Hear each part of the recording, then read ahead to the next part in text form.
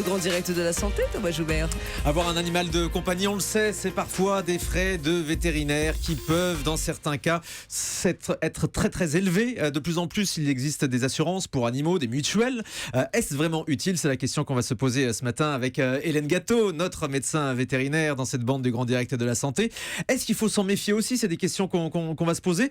Déjà, il y a beaucoup d'animaux assurés en France, Hélène, pour faire un petit tour d'horizon. Alors, en France, on estime à 5% la population de chiens et de chats qui sont assurés. Alors, il faut toujours comparer, 5% par rapport à quoi? Par rapport à l'Angleterre, par exemple, où il y a 40% des chiens et des chats qui sont assurés, et 80% en Suède. Donc, grosse différence. Alors, il faut savoir que dans ces pays-là, l'Angleterre et la Suède, les frais vétérinaires sont extrêmement élevés. Donc, la solution pour les propriétaires, c'est les mutuelles. Alors, en France, la sécurité sociale ne fonctionne pas pour les chiens et les chats. Vous avez beau sortir votre carte vitale ou demander le tiers payant chez votre vétérinaire, ça ne fonctionnera pas. Donc, effectivement, la solution qui s'offre aux propriétaires, c'est les mutuelles. C'est l'équivalent des mutuelles santé qu'on a chez les humains. Donc, c'est une démarche volontaire de la part du propriétaire de souscrire à ces assurances santé, à ces mutuelles pour chiens et pour chats. Et c'est très intéressant aujourd'hui, très important, parce que les frais vétérinaires, comme vous l'avez dit Thomas, ont vraiment augmenté en plus ces dernières années. On estime que sur 10 ans, les 10 dernières années, les frais vétos auraient augmenté de 70%. Mais c'est énorme. Donc, moi, j'ai eu des soucis avec mon chat l'été dernier. C'était des sommes astronomiques, honnêtement. On a dépassé les 1500, 2000 euros pour ces opérations. Enfin, vraiment, c'était terrible parce qu'on a besoin de faire soigner son animal. Voilà. Et aujourd'hui, c'est vrai que la médecine vétérinaire, la chirurgie vétérinaire, c'est vraiment diversifié, c'est élargi. Donc, on a accès à des soins auxquels on n'avait pas accès avant. Des soins qui coûtent cher. Voilà, il y a eu un scanner qui a été effectué. Il y a eu énormément de tests, plus une opération. Donc, forcément, les frais grimpent. Et là, dans ces cas-là, on regrette clairement de ne pas avoir pris la mutuelle. Et généralement, les propriétaires qui souscrivent à une mutuelle aujourd'hui, ce sont des propriétaires comme vous, Thomas, qui ont eu un jour eu à faire face à des frais vétérinaires très importants et qui se disent, bon, plus jamais ça, mon prochain animal, je prendrai une assurance. C'est quoi le budget, grosso modo, pour un chien, un chat? Le budget ça coûte combien de frais vétérinaires par an? Alors, en fait, un chien, ça coûte à peu près 800 euros par an, mais là, je compte tout. Je compte l'alimentation, la nourriture, voilà, les frais, l'entretien. Mais aussi les vétérinaires. Et les frais vétérinaires, c'est à peu près 15% du budget sur la totalité de l'année. Donc, 15% de 800 euros. Voilà. Et pour un chat, c'est 600 euros. Donc, ça, c'est quand tout se passe bien. Mais si jamais votre chat ou votre chien a des pépins, et bien dans ces cas-là, ça peut atteindre des sommes astronomiques parfois. Alors, qu'est-ce qui est pris en charge précisément quand on souscrit une assurance santé pour animaux? Alors, ça va dépendre de la formule que vous allez souscrire, parce que les assurances proposent aujourd'hui à peu près 3 types de formules. On a la formule basique, qui est moins chère, effectivement. À chaque mois, c'est plus autour de 10 à 20 euros par mois pour son chien ou pour son chat. Mais dans ces cas, tout n'est pas pris en charge. Ce qui va être pris en charge, c'est essentiellement une consultation médicale classique, le chien à la gastro, consultation médicale, analyse et puis médicaments. Voilà, ça va être pris en charge. Mais en revanche, si hospitalisation, si chirurgie, la formule basique ne prend pas en charge. Alors, on peut passer à la formule supérieure, qui est la formule dans ces cas-là plutôt confort, qui est plus chère aussi, plutôt aux alentours de 30 euros par mois. Mais dans ces cas-là, si votre chien est opéré ou hospitalisé, ça sera pris en charge. Et ensuite, on a la formule luxe, haut de gamme, beaucoup plus cher, plutôt aux alentours de 50-70 euros par mois.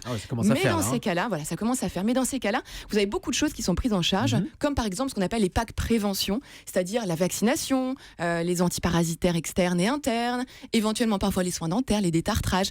Donc je dirais qu'il y en a pour tous les goûts, tous les budgets et les souhaits de chaque propriétaire. Alors, ce que je comprends bien dans le principe de la sécurité sociale, c'est que c'est un pot commun qui est partagé par tout le monde cotise. Là, l'argent, il va à qui en fait? C'est pour les mutuelles, les assurances? Disons que tout le monde cotise aussi, parce qu'en fait, effectivement, il y a une personne qui va avoir un chien qui ne va jamais être malade, qui aura cotisé 15 euros par mois, alors que son chien lui aura coûté 100 euros par mois par an à la fin de l'année. Voilà, même principe de la mutualisation. C'est le principe de toutes les assurances.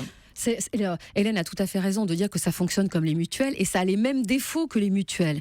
Et entre autres, c'est les exclusions. Alors c'est sûr, par exemple, si vous souhaitez prendre une assurance pour un chien ou un chat qui a déjà développé une maladie, donc si la maladie elle est déjà connue, on n'assure pas. Voilà, donc c'est là où c'est compliqué parce que généralement au début on dit non, moi je suis sûr que mon chat ou mon chien va se porter très bien. Et en revanche, 1 ou 2 ans après, on se rend compte qu'il a une fragilité. Et le problème, c'est que dès que cette fragilité elle est connue, dès que cette maladie, dès qu'il qu'il a été malade une fois de cette maladie, plus jamais la mutuelle ne vous le prend en charge. Oui. Il y a un questionnaire médical, un peu comme quand on prend une assurance santé ou une mutuelle, il y a un questionnaire médical sur les antécédents de l'animal. Il y a un questionnaire médical.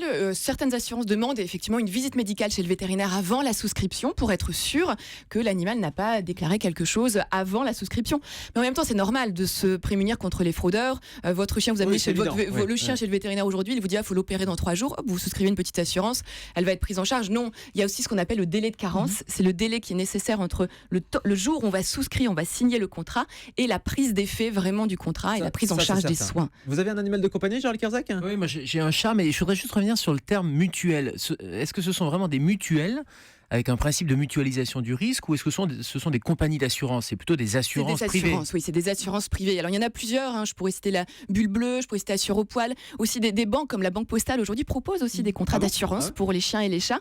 Donc ça se développe, c'est un marché juteux pour les compagnies d'assurance, il faut le dire, puisqu'il n'y a que 5% aujourd'hui des chiens et des chats qui sont assurés en France. Et est-ce qu'il y a, selon les races de chiens, de chats, des races qui sont plus intéressantes d'assurer que d'autres ? Alors oui, je vais vous dire que les races fragiles, comme par exemple les Westie qui ont souvent des problèmes de peau, dans ces cas-là, on les assure dès leur plus jeune âge, à partir de l'âge de 3 mois. Les bulldogs aussi, je vais conseiller de les assurer.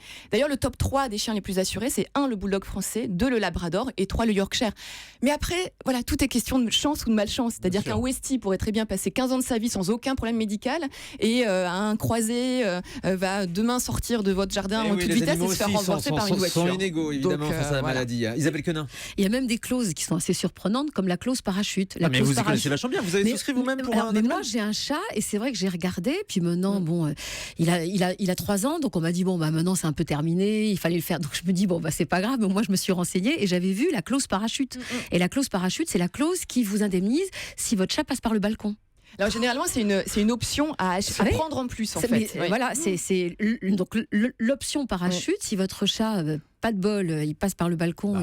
C'est pas de bol. Oui. Alors, on l'appelle parachute parce que dans notre jargon vétérinaire, on dit que les chats qui ont effectivement fait une chute du 4e étage, on appelle ça les chats parachutistes. Voilà. Ils retombent sur leurs pattes, c'est vrai ça ? Malheureusement, pas toujours. Ça va dépendre de la distance. D'où l'intérêt de l'assurance. De la mutuelle et de l'assurance, effectivement. Comment on fait concrètement pour souscrire à ce genre d'assurance et de mutuelle ? Alors déjà, on est extrêmement vigilant. On regarde les conditions générales de vente de chaque assurance qu'on va essayer de comparer. Et puis on va prendre celle qui est la plus adaptée à son cas. Faut savoir que les assurances qui vont proposer par exemple une assurance en fonction de la race du chien, généralement elles sont de meilleure qualité. Donc il faut être extrêmement vigilant et comparer. C'est bien noté. 3921, Virginie nous appelle de Caen. Bonjour Virginie. Oui, bonjour à tous. Vous avez justement un souci avec cette assurance santé que vous avez souscrit pour votre chat ? Oui, moi j'ai souscrit une assurance santé pour mon chat il y a maintenant 5 ans. Et mon chat, malheureusement, souffre depuis 2 ans d'une insuffisance rénale. Donc, il est traité pour ça. Voilà. Donc, ça engendre des visites régulières et puis des traitements assez conséquents. La première année de sa maladie, mon assurance santé m'a remboursé la quasi-totalité des frais. Mais là, ça fait 2 ans qu'il est malade. Et pour la 2e année, je ne bénéficie plus de remboursement. Comment ça se fait, Hélène Gâteau ? Alors ça, Virginie, généralement, ça peut faire partie des conditions générales de vente justement de votre forfait d'assurance. C'est-à-dire qu'il y a certaines assurances qui me prennent en charge, qui ont un plafond par pathologie. Donc ça veut dire que par exemple, là, le chat, la première année, peut-être qu'il y a eu, 400 € de frais sur la première année pour l'insuffisance rénale chronique. Et le plafond a été atteint et il n'est pas renouvelé chaque année. Donc ça, c'est important, quand on prend une assurance santé, de prendre une assurance santé qui rembourse en fonction des actes et non pas en fonction de la pathologie. Voilà Virginie, ce qu'on pouvait vous dire. Merci de votre appel. Merci de votre question. J'ai également une question de Jeanne qui nous appelle de Rennes. Bonjour Jeanne.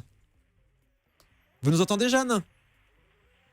Non, visiblement, Jeanne ne nous entend pas. Je vais juste vous citer sa question parce qu'elle est intéressante. Est-ce que ces assurances et mutuelles prennent en charge la perte d'un animal si l'animal se perd, si on ne le retrouve pas ? Est-ce que c'est pris en charge ? Ça, c'est pas pris en charge. En revanche, vous avez ce qu'on appelle l'assurance en responsabilité civile. Ça fait partie de votre contrat généralement d'habitation. Et là, ça prend en charge si votre chien fugue, renverse un cycliste ou mord le facteur. Ça, c'est pris en charge. Ça, c'est mais l'assurance la perte d'un animal normale, n'est pas prise en charge. C'est l'assurance civile. Merci beaucoup pour toutes ces précisions. Je remercie donc Jeanne et Virginie qui était au standard d'Europe 1 39.